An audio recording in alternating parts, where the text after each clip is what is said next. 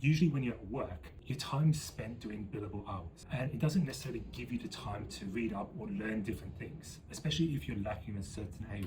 So some of that work needs to be done outside of work hours. And what I did early in my career was I would go home and just read through a whole bunch of different agreements. I would then compare and contrast different clauses between those agreements. So for example, it might be an indemnity clause, and you see it in a services agreement versus an employment contract versus an NDA versus non-compete. And you start to pick up the similarities and differences between those clauses. And what that allows you to do is really formulate in your mind and take the time to understand why something is drafted a certain way.